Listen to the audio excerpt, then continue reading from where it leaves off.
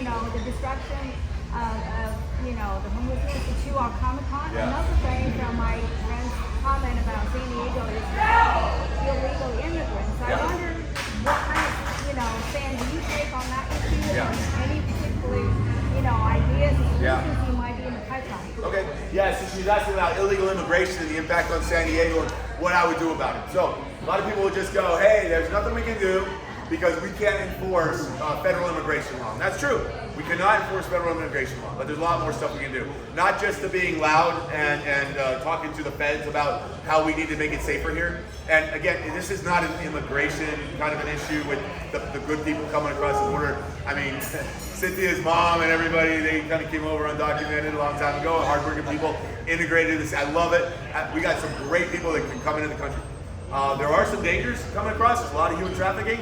This is the #1 transport area for fentanyl coming across the border. 85% of it comes into the country through our city, our beautiful, finest city. All that death is coming through San Diego every year.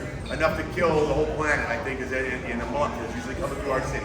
So, all of that said, we do need to secure the border. We got to know who's coming across, okay?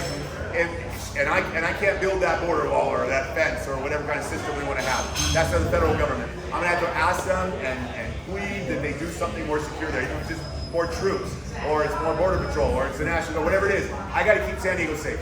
So back to the issue that we used to do, and we got rid of it. Again, this was a little bit before Gloria came in. We used to have a task force with the border patrol and the and police department and the sheriff's department.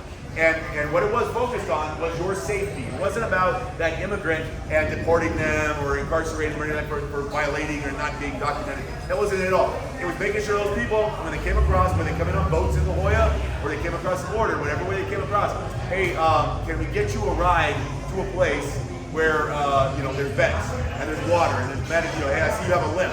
Let us take you to the hospital. Here's a peanut butter jelly sandwich. Here's some water. Let's give you a ride out of this neighborhood so people in the neighborhood don't freak out. I knew a lady who was walking her dog in La Jolla when you all saw that one video that went viral.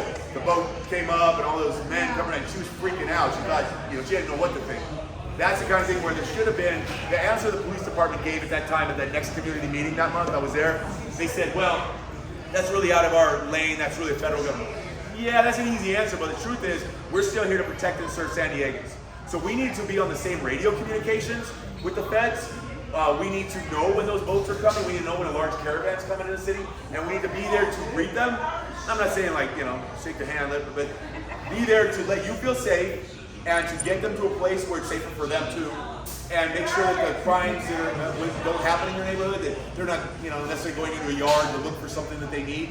We'll help them get what they need, go to a safe place, and take care of it. That's something we can do. Just because we're a sanctuary state, we all believe we're not allowed to have any communication at all with the feds on this stuff. No, we just can't share with them the immigration status of somebody we were arresting. So if I take a murderer to jail and he was here illegally, I can't tell ICE that.